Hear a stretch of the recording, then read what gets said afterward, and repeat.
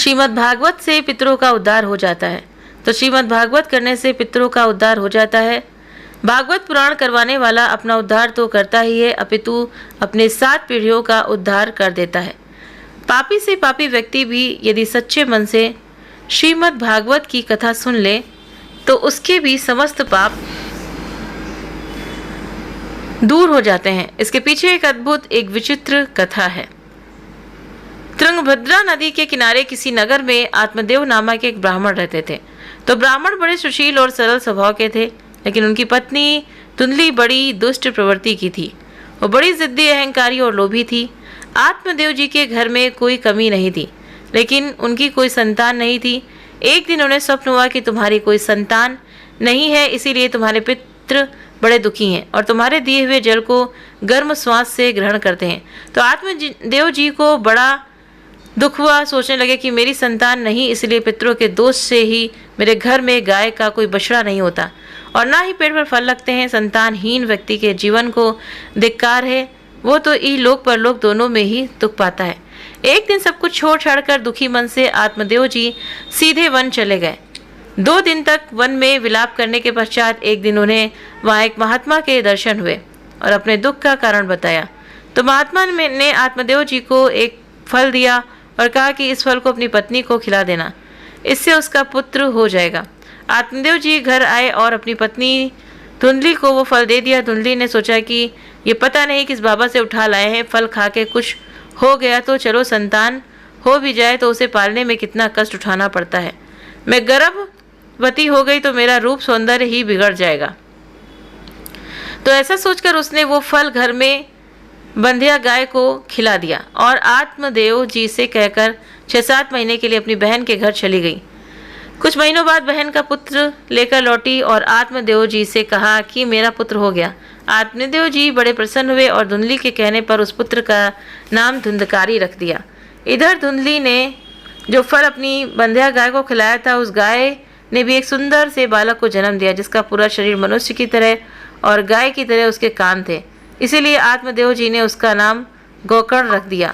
धीरे धीरे दोनों बालक बड़े होने लगे तो गोकर्ण पढ़ लिखकर विद्वान और ज्ञानी बना, लेकिन धुंधकारी बड़ा दुष्ट पैदा हुआ। गोकर्ण पढ़ने को बनारस चला गया। धुंधकारी गांव में ही बच्चों को पीटता, वृद्धों को परेशान करता, चोरी करता, धीरे धीरे डाका डालने लगा और बहुत बड़ा डाकू बन गया।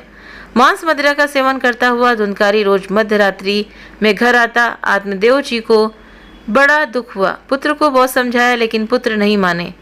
बड़े दुखी मन से आत्मदेव जी ने सीधे वन को चले गए और भगवान का भजन करते हुए आत्मदेव जी ने अपने शरीर का परित्याग कर दिया। अब घर में माँ रहती तो माँ को भी धुंधकारी परेशान करने लगा, यहाँ तक कि माँ को पीटने लगा। एक दिन धुंधली ने भी डर कर अर्धरात्रि में कुएं में कूदकर आत्महत्या कर ली। अब तो धुंधकारी घर में 5-5 वेश्याओं के साथ घर में रहने लगा। एक दिन धन के लोभ में उन वेश्याओं के धुंधकारी को मदिरा पिलाकर जलती हुई लकड़ी से जलाकर मार डाला और धुंधकारी को वहीं दफनाकर उसका सारा धन लेकर के भाग गई। धुंधकारी जीवन भर पाप कर्म करता रहा और मरने के बाद भयंकर प्रेत योनि में चला गया। एक दिन गोकर्ण जी तीर्थ यात्रा से लौटे तो जाना कि धुंधकारी प्रेत योनि में भटक रहा है। तब गोकर्ण ने अपने भाई के निमित्त श्रीमद् भागवत की कथा करवाई। 7 दिनों तक कथा सुनने के पश्चात धुंधकारी प्रेत योनि से विमुक्त होकर दिव्य स्वरूप धारण कर भगवान विष्णु के लोक में पहुंच गए। इसीलिए पितरों के निर्मित श्रीमद् भागवत कथा करवाने से पितरों को मुक्ति मिल जाती है। श्रीमद् भागवत कथा सुनने का फल मानव जीवन में सबसे उत्तम और अत्यंत दुर्लभ है। तो श्री गोविंद की विशेष कृपा से हम मानव योनि में आए हैं। भगवान के भजन करने के लिए ही हमें जीवन मिला है और श्रीमद् भागवत कथा सुनने से या करने से हम अपना मानव जीवन में जन्म लेना सार्थक बना सकते हैं। तो श्रीमद् भागवत कथा सुनने के अनंत फल हैं। श्रीमद् भागवत कथा सुनने से मनुष्य को आत्मज्ञान होता है। भगवान की दिव्य लीलाओं को सुनकर मनुष्य अपने ऊपर परमात्मा की विशेष अनुकंपा का अनुभव करता है। श्रीमद् भागवत कथा करने से मनुष्य अपने सुंदर भाग का निर्माण शुरू कर देता है और इहलोक में सभी प्रकार के भोगों को भोग कर परलोक में भी श्रेष्ठता को प्राप्त करता है।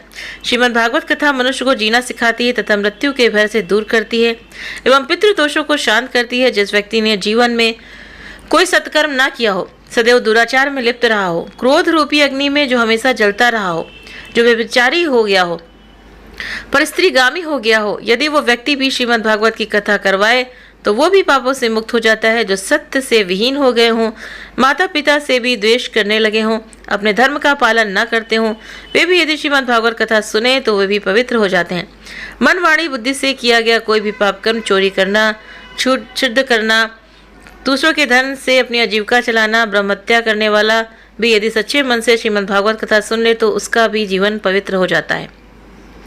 जीवन पर्यंत पाप करने के पश्चात मरने के बाद भयंकर प्रेत योनि यानी कि भूत योनि में चला गया व्यक्ति के नाम पर भी यदि हम श्रीमद् भागवत की कथा करवाएं तो वो भी प्रेत योनि से मुक्त होकर मोक्ष प्राप्त कर लेता है। तो उम्मीद करते हैं कि आपको ये कहानी पसंद आई होगी।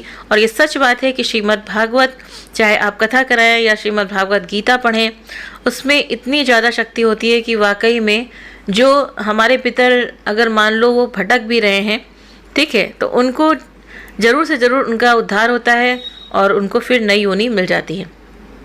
तो वीडियो को लाइक, शेयर, सब्सक्राइब करना ना भूलें। आप अपने कमेंट करके भी ज़रूर से ज़रूर बताएं। वीडियो देखने के लिए बहुत बहुत धन्यवाद।